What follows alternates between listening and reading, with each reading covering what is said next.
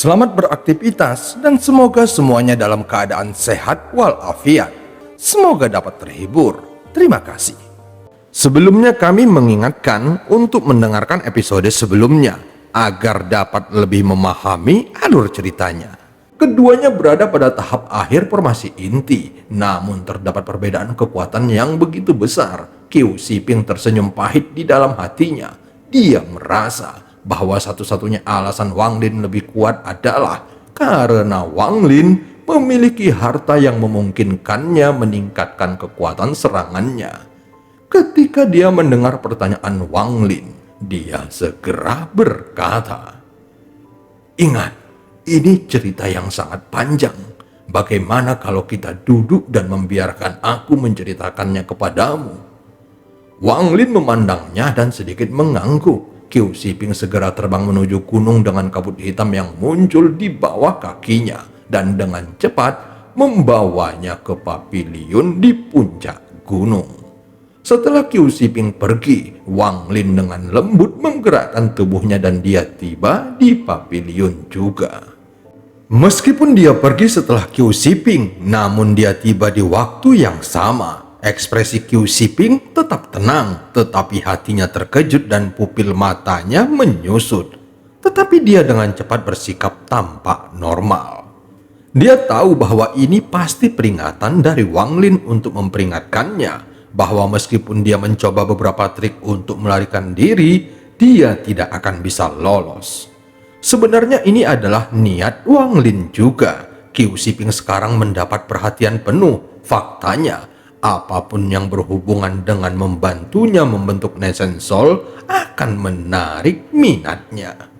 Bagaimanapun, Wang Lin sudah berada pada tahap akhir formasi inti. Nesen Sol adalah masalah penting dan pembentukannya harus selalu ada dalam pikirannya. Begitu dia membentuk Nesen Solnya, yang perlu dia lakukan hanyalah kembali ke negara Zhao dan mengubah langit negara Zhao menjadi merah darah, serta menutupi tanah dengan darah. Dia akan membuat semua kultivator di negara Zhao tidak pernah melupakan hari berdarah itu dan membuat semua musuhnya membayar nyawa mereka sebagai pengorbanan untuk leluhurnya. Dia ingin membunuh semua orang di keluarga Teng, dari orang tua hingga anak-anak. Bahkan dia tidak akan membiarkan seekor hewan pun hidup. Dia ingin orang tua Jimo mati tanpa tempat peristirahatan dan semua muridnya mati dengan mengenaskan. Dia ingin semua orang yang diam-diam membantu keluarga Teng juga dihukum. Dia ingin mereka semua membayar harga yang tidak dapat mereka tanggung. Lebih penting lagi, dia ingin mencabut jiwa Teng Huaiyuan. Dia ingin mengulitinya, memotong-motongnya, dan hal lain yang terpikir olehnya untuk membuatnya membayar penderitaan 400 tahun yang dia buat pada Wang Lin. Pada saat ini, Qiu Shiping melambaikan tangan kanannya dan sebotol anggur serta 2 cangkir muncul. Dia secara pribadi menuangkan kedua cangkir, lalu mengambil satu dan meminumnya sedikit. Dia tersenyum dan mulai berbicara. "Rekan kultivator, ini adalah anggur berkualitas tinggi yang terbuat dari buah Canyun dari bagian utara Laut Iblis. Hanya dengan sekali teguk, seseorang akan menikmatinya dalam waktu yang lama. Mengapa rekan kultivator tidak mencobanya?"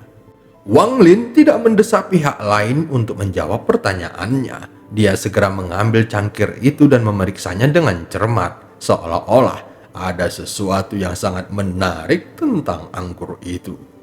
Qiu Shiping meminum anggurnya untuk waktu yang lama, dan setelah melihat bahwa Wang Lin tampaknya tidak tertarik pada hal-hal seperti itu, dia dengan hati-hati tersenyum dan berkata, "Rekan kultivator, jika orang lain bertanya kepadaku tentang masalah ini, aku pasti tidak akan memberitahu mereka.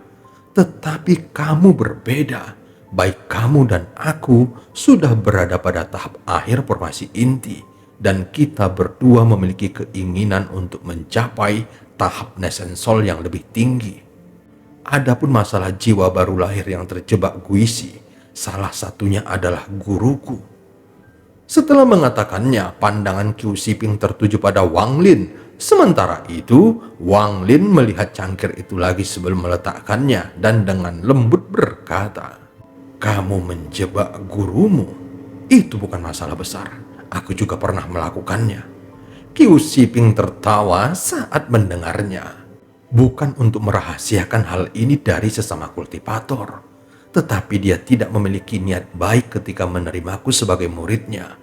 Dia dan saudara bela diri seniorku adalah kultivator tahap Nesensol.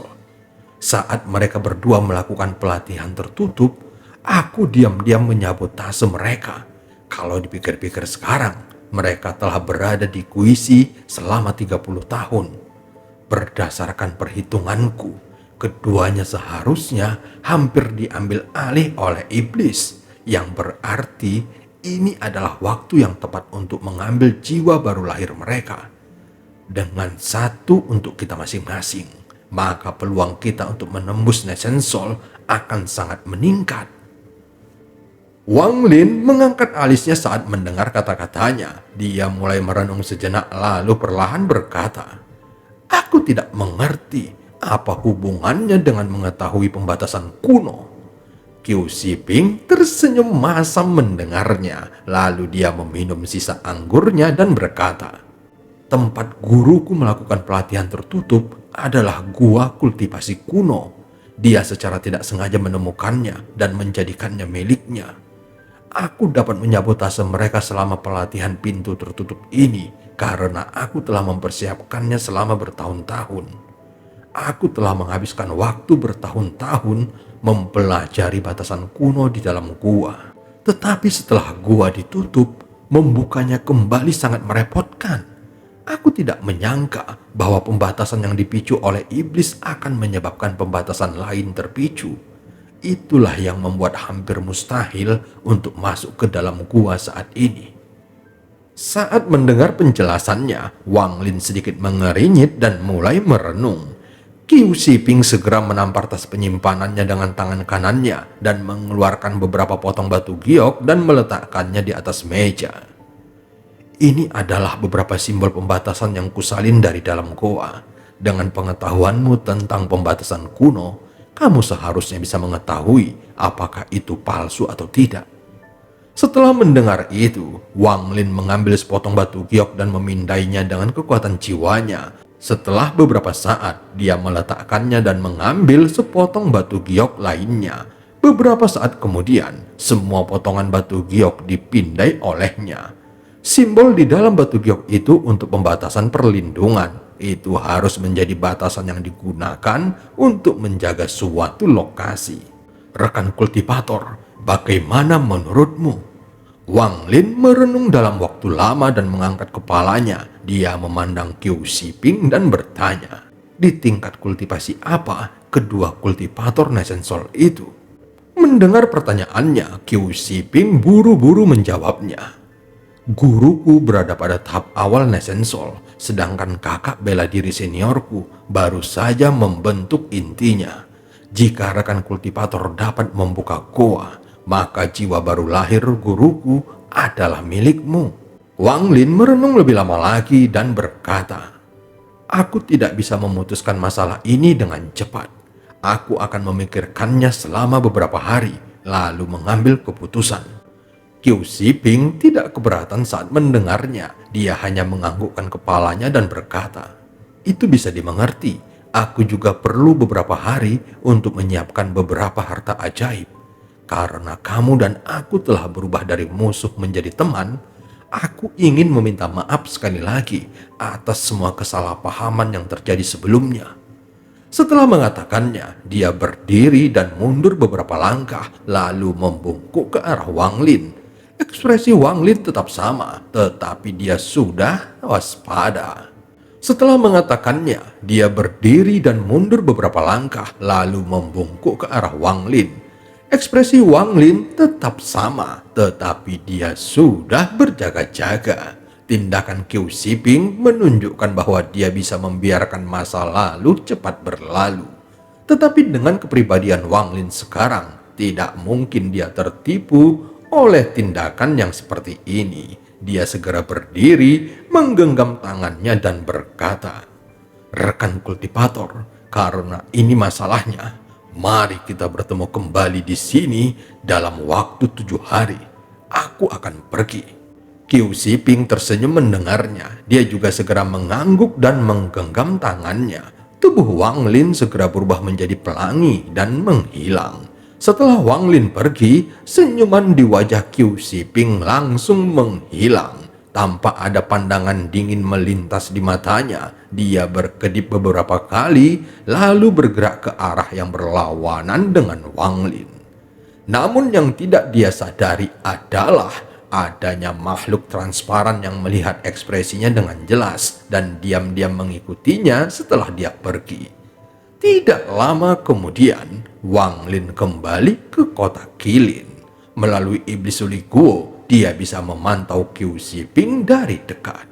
Wang Lin tidak peduli apakah kultivator Guisi Nesensol benar-benar adalah guru Qiu Shiping atau bukan. Selama dia bisa memastikan bahwa ada seorang kultivator jiwa baru lahir yang terjebak Guisi di dalam goa budidaya kuno itu, maka itu sudah lebih dari cukup. Sedangkan untuk penundaan 7 hari, Wang Lin sebenarnya ingin menggunakan Suli Guo untuk memeriksa apakah seluruh hal tentang para kultivator Nesensol yang terjebak Guisi itu benar.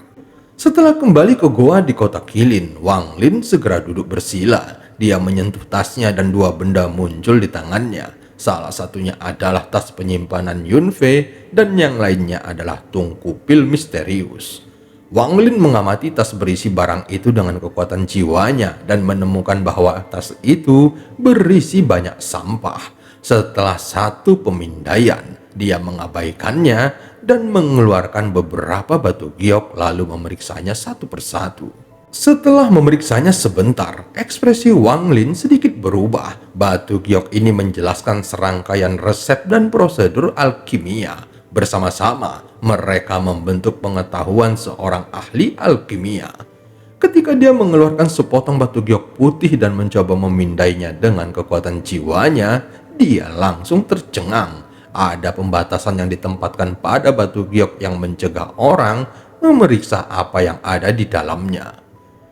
Hal ini membuat Wang Lin menjadi sedikit tertarik. Dia segera mengambil batu giok itu dan melihatnya dengan mata jiwa dewa yang dapat melihat menembus batasan. Segera matanya mulai bersinar dan berubah bentuk menjadi agak oval. Dia menemukan ada banyak simbol pembatasan aneh yang melintas di matanya. Setelah sekian lama, Wang Lin mengangkat jari kanannya dan menunjuk ke udara. Dia juga menunjuk ke beberapa tempat lain di udara. Tiba-tiba muncul garis tipis dan menghubungkan lokasi yang ditunjuknya, membentuk pola 2 segitiga yang tumpang tindih. Saat pola itu muncul, dia mengulurkan tangannya dan mengambil pola itu lalu meletakkannya di atas batu giok. Segera batu giok itu mulai memancarkan cahaya terang hingga mencapai puncaknya lalu redup.